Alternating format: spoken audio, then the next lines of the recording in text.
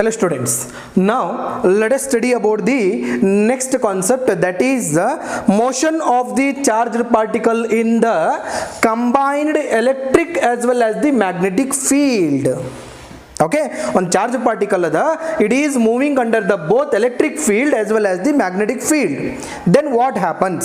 Adar bagge kalitivi, or it is also be called as the velocity selector concept idu.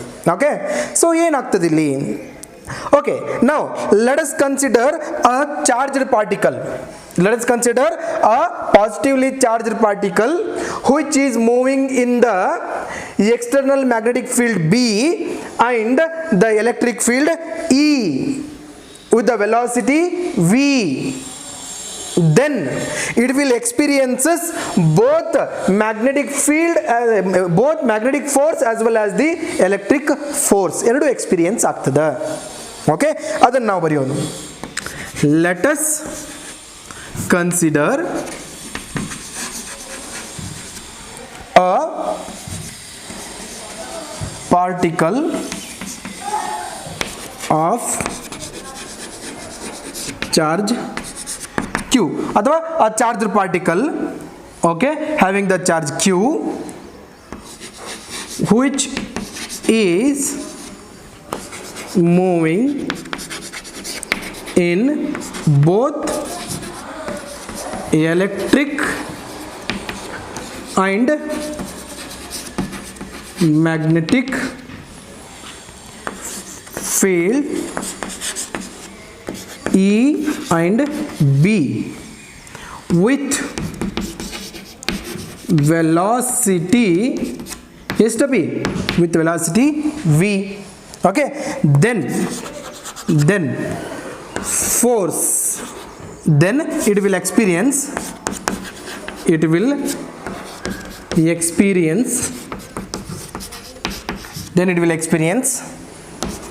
both magnetic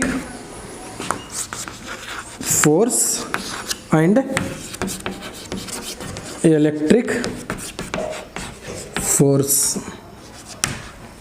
Okay, that is given by F is equal to Fe plus FB ಅಂತ ಕರಿತೀರಿ ಅಥವಾ FM ಅಂತ ಕರಿತೀರಿ. ನಾನು ಇಲ್ಲಿ ಏನಂತೀನಿ FM ಅಂತ ಕರಿತೀನಿ. ತಿಳಿಯಿತು? Okay, ಇದನ್ನ continue ಮಾಡಬೇಕೀಗ. So what is the force due to the electric force ಏನು ಬರೀತೀರಿ P? That is Q into E ಅಂತೀರಿ. ಸೊ ಹಾಗಿದ್ರೆ ಮ್ಯಾಗ್ನೆಟಿಕ್ ಫೋರ್ಸ್ ಅನ್ನು ಏನಂತ ಬರೀತೀರಿ? Plus Q in bracket V cross B ಅಂತೀರಿ, ಹೌದಲ್ಲ? ಸೊ ಅದನ್ನು ಬರೆದ್ಬಿಟ್ರಿ.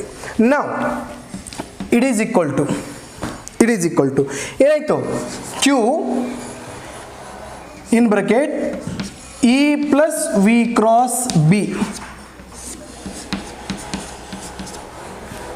ಅನ್ಬೋದಲ್ಲ? Combined electric and magnetic force. Already ನಾನು ಇದರ ಬಗ್ಗೆ ಹೇಳಿದ್ದೀನಿ ಲಾರೆಂಜ್ ಫೋರ್ಸ್ ಕಾನ್ಸೆಪ್ಟ್ ಅಲ್ಲಿ, ಅದನ್ನ ಆಸ್ ಇಟ್ ಈಸ್ ಇಲ್ಲಿ ಬರ್ಕೊಂಡ್ಬಿಟ್ರಿ. ಈಗ ಮುಂದೆ ಏನು ಮಾಡ್ತೀರಿ ನೋಡು, ಹಿಯರ್ ಬಹಳ ಇಂಪಾರ್ಟೆಂಟ್ ಅದ ನೋಡಿ, ಇಲ್ಲಿ ವೆಕ್ಟರ್ ಫಾರ್ಮುಲಾ ಬರ್ತದ ಹಿಯರ್. ಈಗ V is equal to vector V is equal to ಈಗ magnitude V into I cap, V into I cap ತಿಳಿತು?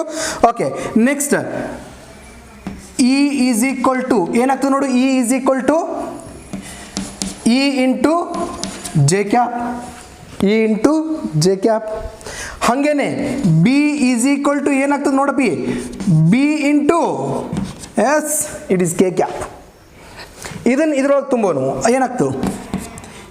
F is equal to ಇದ್ರಾಗ ತುಂಬೋದು ಬೇಡ, ಬರೀ ಇದ್ರಾಗ ತುಂಬೋನು ಮ್ಯಾಗ್ನೆಟಿಕ್ ಫೋರ್ಸ್ FM ಅಂತ ಏನಿತ್ತು ನೋಡು ಅದ್ರಾಗ ತುಂಬ್ತೀನಿ. ಈಗ Q V ವೆಕ್ಟರ್ V ಅಂದ್ರೇನು? V into I cap cross B ಅಂದ್ರೇನು? B into K cap. It is equal to Q in bracket ಈಗ V ಇಂಟು B ಉಳಿತೇನು? I cap into K cap. QVB ಅಂದ್ರೇನು? QVB ಅಂತಂದ್ರೆ that is magnitude of FM. Okay, I cap cross K cap ಅಂತಂದರೆ minus J cap ಅನ್ನು P, ಹೌದಲ್ಲ, minus J cap, ಹೌದಾ? So therefore vector F M is equal to ಏನಿರ್ತದೆ P, F M into minus J cap. ಈಗ ಇದು plus J cap, F M ಎಕಡೆ ಅಂದಂಗಾಯ್ತು, ಇಲ್ಲದ ಎಫ್ ಎಮ್ ಇಂಟು ಇದು ಮೈನಸ್ ಜೆ ಕ್ಯಾಪ್, ತಿಳಿತಲ್ಲ? ಸೊ ಅಂದರೆ the magnitude of the magnetic force F M and electric force F E are just opposite to each other. ಎರಡು ಏನದ, ಒಂದಕ್ಕೊಂದು opposite ಅದಾವು. ಒಂದು ಅಲಾಂಗ್ ಪಾಸಿಟಿವ್ ವೈ ಎಕ್ಸಿಸ್ ಅದ, ಇನ್ನೊಂದು ಅಲಾಂಗ್ ನೆಗೆಟಿವ್ ವೈ ಎಕ್ಸಿಸ್ ಅದ. ಅರ್ಥ ಆಯ್ತು? So when a particle is moving, ಇದೊಂದು ಕಂಡಕ್ಟರ್ ಅದ ಅಂತ ಅನ್ಕೋ, when a particle is moving in the conductor, then it will experiences both electric force Fe along positive y-axis and magnetic force Fm along negative y-axis. ಅರ್ಥ ಆಯ್ತು? ಗೊತ್ತಾಯ್ತು? So ಈಗ imagine ಮಾಡ್ರಿ, ನೀವು ಸ್ಟಾರ್ಟ್ ಥಿಂಕಿಂಗ್ ಏನು, if there is a high amount of electric force, ಅವಾಗ ಏನಾಗ್ತದೆ, charge conductor ಒಳಗೆ ಈ ಕಡೆ ಹೋಗುವಂಥ ಚಾನ್ಸಸ್ ಇರ್ತದೆ. If there is high amount of F M, magnetic force ಹೆಚ್ಚಿತ್ತಂದ್ರೆ ಈ ಕಡೆ ಹೋಗ್ತದೆ. ಹಂಗಿತ್ತಂದ್ರೆ ಈ ಚಾರ್ಜ್ ವಿತೌಟ್ ಡಿಫ್ಲೆಕ್ಷನ್ ಹೋಗಬೇಕಾಗಿತ್ತು ಅಂತಂದರೆ, ಅನ್ಡಿಫ್ಲೆಕ್ಟೆಡ್ ಹೋಗಬೇಕಾಗಿತ್ತು ಅಂತಂದರೆ, then what should be the F E and F M value?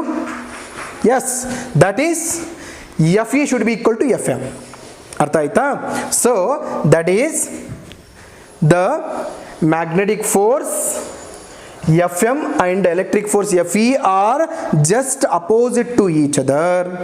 To make the particle move undeflected, the magnitude of electric force Fm should be equal to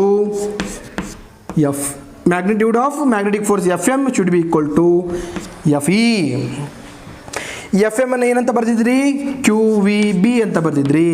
F E ಅಂದ್ರೆ E into Q ಅಂತೀರಿ, sorry capital E into Q ಅಂತೀರಿ. Okay, Q get cancelled. Then what will be the velocity V equal to, that is E divided by B.